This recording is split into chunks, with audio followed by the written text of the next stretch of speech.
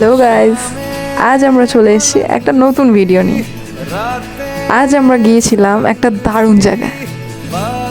জায়গাটার নাম হলো পরেশনাথ টেম্পল। টেম্পলটার ভেতরে এক অদ্ভুত মায়া আছে, একবার ঢুকলে আর বেরোতে মন চাইবে না। বেসিক্যালি জানা যায় মন্দিরটা নাকি জৈনদের মন্দির।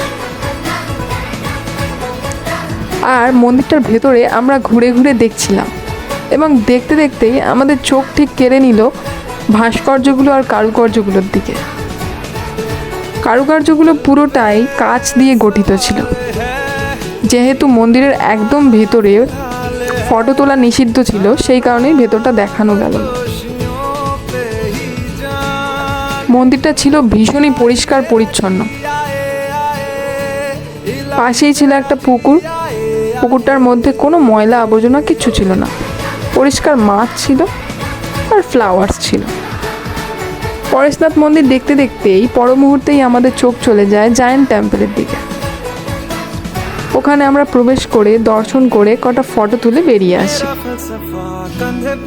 আর যেহেতু মন্দিরের ভেতরেই কোনো ফটো ক্যামেরা সব অ্যালাউ ছিল না, তো সেই কারণে এই মন্দিরের ভেতরটাও দেখাতে পারলাম না। পরের মন্দিরটাও দারুণ ছিল, কিন্তু পুরোপুরি তৈরি হয়নি। তো যাই হোক, এবার আসি তোমরা কি করে যাবে মন্দিরটা। প্রথমেই তোমরা একটা নর্মাল যে কোনো ট্রেন ধরে শিয়ালদা এসে পৌঁছাবে। এবার শিয়ালদা থেকে একটা নর্মাল যে কোনো একটা বাস ধরবে, বলবে যে মানিকতলা বাস, ঠিক আছে, এসে পৌঁছাবে। মানিকতলা এসে ওখান থেকে 10 মিনিটের পথ।